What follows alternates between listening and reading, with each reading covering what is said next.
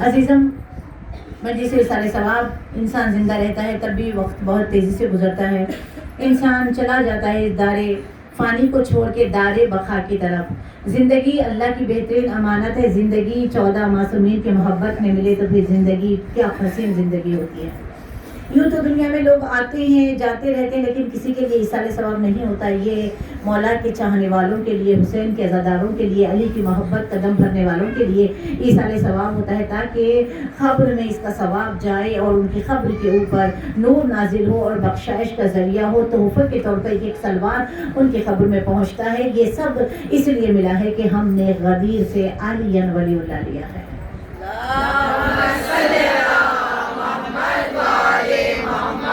دوسروں کو یقین ہے کہ ان کے مر گئے ہیں، ان کے پاس کوئی ایصال ثواب نہیں. ہمیں یقین ہے کہ مولا سے ملنے گئے ہیں، مولا کے پاس گئے ہیں، مولا کی خدمت میں گئے ہیں.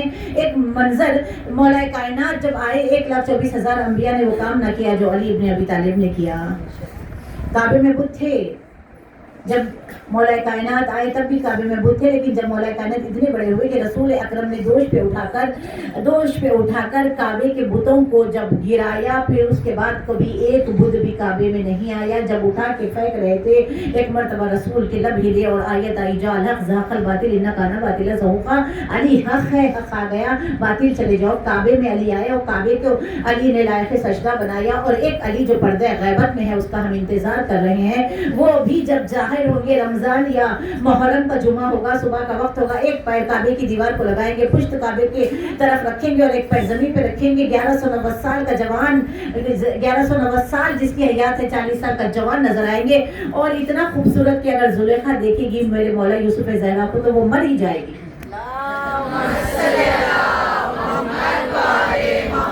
تیرا معصومین کا جلوہ لیے ہوئے اور اللہ کی طرح غیبت میں جو ہے جب آئیں گے. دیکھیے، ایک علی کو کے لیے آواز رسول نے کہی تھی، اور جب یہ علی آئے گا جو آخری محمد ہے، آخری علی ہے، آئیں گے تو پھر آواز اللہ کی آئے گی، آواز عرش سے آئے گی.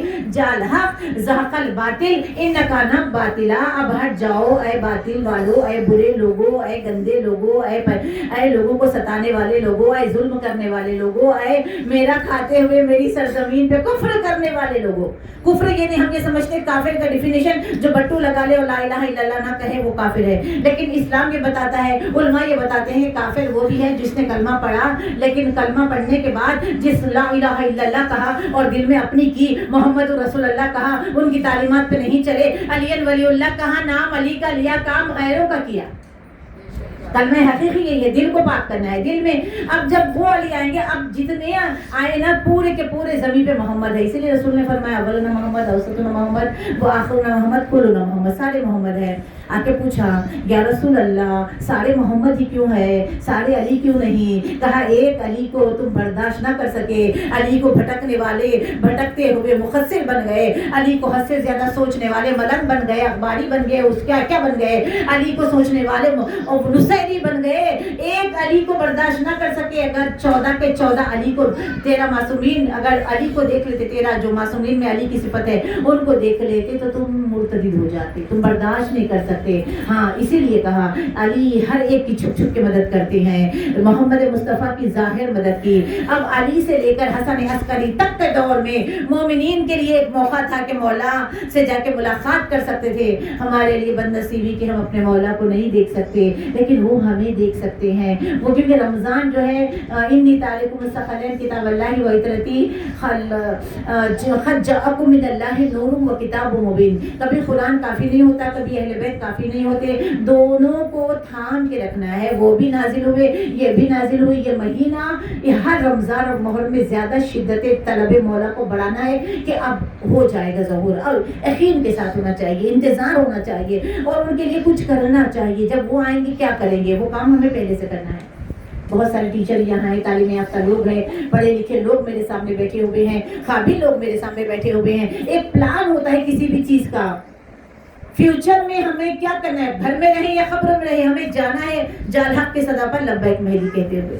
اتنا ہمیں معلوم ہونا چاہیے. صبح اٹھنا چاہیے، کیونکہ ایک صبح آئے گی جب یہ آواز آئے گی. وہ آواز ان کو نہیں آئے گی جو گانے سنتے، وہ آواز ان کو نہیں آئے گی جو غیبت کرتے، وہ آواز ان کو نہیں آئے گی جو، کیونکہ مولا آئیں گے تو ہم دعا نطفہ میں پڑھتے ہیں مولا آپ آئیں گے تو ظلم مٹ جائے گا، مولا آپ آئیں گے تو آئینہ طالب بدم المقتول بکربلا خون حسین کا انتقام لینے والے آپ ہیں۔ اب ایسی جنگ ہوگی، اب تک جو جنگ ہوئی نا دیکھ کے تلوار چلتی تھی، اب آ رہی ہوں تھوڑا سا امام حسن کا بیان کر کے کیونکہ وقت بہت کم ہے۔ اب جب تک ہمارے ائمہ معصوم بالخصوص علی کی تلوار جب چلتی تھی تو نسل دیکھتی تھی، اس میں ایک بھی اگر کوئی مومن ہے تو تلوار رک جاتی تھی۔ اب انتظار کرنے والوں سے لوگ پوچھتے ہیں آپ کے مولا ہے تو آتے کیوں نہیں آتے؟ اس لیے کہ مولا بھی انتظار میں ہے، اللہ بھی انتظار کر رہا ہے۔ ان کافروں کے اگر نسلوں میں کوئی ایک بھی اگر کوئی لشکر میں آنے والا ہے حسین کا ماتمی ہے، اس لیے وہ آخری مومن کے انتظار تک مولا کو پردہ غیبت میں رکھا گیا ہے۔ ہمارے ائمہ معصومین کی زندگی ہمارے لیے مشعل راہ ہے، صبر کی انتہا پہ ہے ہمارے مولا۔ پورے ائمہ ہمارے قرآن سے اتنا عشق ہے کہ روز ایک قرآن پڑھ لیتے ہیں مولا، ایک رکعت سے دوسرے رکعت، جبکہ قرآن میں خود خدا ان کے قصیدے پڑھ رہا ہے۔ 300 سے زیادہ آیتیں میرے مولا علی کی شان میں نازل ہوئی، بلکہ بسم اللہ کا نقطہ خود میرے مولا ہے۔ وہ لوگ جو قرآن پڑھ کے رکھتے ہیں سمجھتے نہیں ہیں، قرآن سمجھنے کے لیے ہے۔ ایک ہندو ہے پنڈت کشن چند کہتا ہے مسلمانوں یہ تم نے کیا کر دیا، زندگی کی کتاب تھی مردوں پہ پڑھنے کے لیے رکھ دیا۔ صلوات پر محمد۔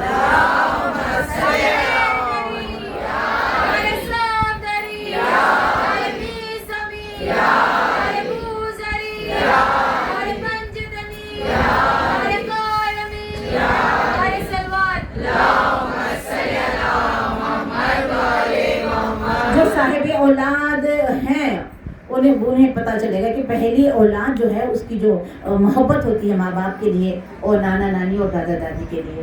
زہرا کے گھر کا پہلا بیٹا ہے امام حسن، جن کا بہت کم ذکر ہوتا ہے، اور بی بی کلثوم چھوٹی شہزادی کا بھی بہت کم ذکر ہوتا ہے۔ پہلا جب آئے نا مولا حسن 15 رمضان میں، پہلا بیٹا، روایت کرتی ہیں وہ جنہیں ہم نہیں مانتے، لیکن ان سے پوچھا گیا جا کر جمل والی سے کہ یہ بتاؤ کہ تم نے کیسے پایا روزے کی حالت، عبادت کی حالت، ظہر پڑھ کے جو حسن جیسا بیٹا دے اور عصر میں ماں اور بیٹا دونوں سجدے میں ہو، میں ان کی کیا تعریف کر سکتی ہوں، وہ بیان کرتی ہے۔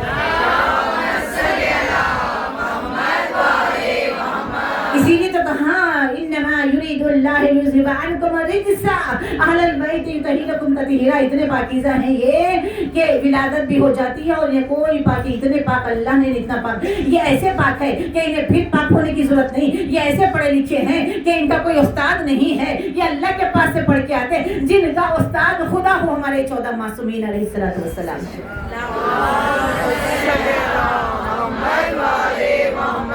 کوئی ایسا کٹھن انسان، ایک عالم دین جو باہر جاتے ہیں تو وہاں کے لوگ بہت آگے سوال کرتے ہیں، یہاں کے بھی لوگ کرتے ہیں کبھی کبھی سوال، لیکن ایسے ہوتا ہے کہ جو لوکل کے لوگ ہیں لوکل والوں کو قدر نہیں ہوتی ہے، لیکن جب باہر جاتے ہیں، اسی طرح باہر مولانا گئے پڑھنے کے لیے، مولانا سے پوچھا کہ یہ بتاؤ کہ امام حسن کی مظلومیت بہت زیادہ ہے، جیسے علی مظلوم، ہمارے پورے معصومین مظلوم، اور سب سے بڑا مظلوم امام زمانہ، سب سے بڑا مظلوم، اب موضوع وہ نہیں ہے، وقت نہیں ہے، سب سے بڑا مظلوم، لیکن مظلومیت کی، کیونکہ وہ امام حسن جو چھوٹی سی عمر میں اپنی ماں کے اوپر ہوتا ہوا ظلم دیکھے ہیں، پھر اس کے بعد بابا کو زہر ملتا ہوا دیکھے ہیں، اور امام حسن نے جو زندگی گزاری ہے، امام کی اتنی تکلیفیں مولا عباس کو نہیں بتاتے، مولا حسین کو نہیں بتاتے کہ یہاں جنگ نہ چھڑ جائے، کربلا سے پہلے مدینے میں کربلا نہ ہو جائے، اتنے مظلوم، اور مولا کے اوپر جو حملے ہوئے، مولا کے اوپر جو تنہائیوں میں حملے ہوئے، مولا گلشن نشین کی زندگی گزارتے تھے۔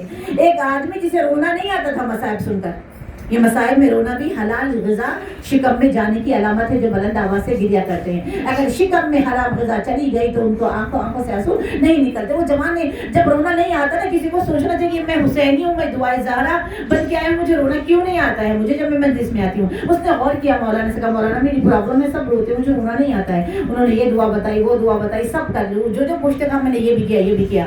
اس کے بعد دوسرے سال پھر مولانا اشرا پڑھنے گئے، اب وہ آ کے کہنے لگا میرا مسئلہ حل ہو گیا ہے، اب مجھے بہت رونا آتا ہے، بلکہ اتنا رونا آتا ہے کہ میں کبھی روتے روتے بے ہوش ہو جاتا ہوں۔ کہا ایسا کیا ہو گیا؟ کہا میں نے حیات امام حسن پڑھی، اور جب سے میں نے میرے مولا حسن کی مظلومیت پڑھی ہے، میری چیخیں بلند ہو جاتی ہے۔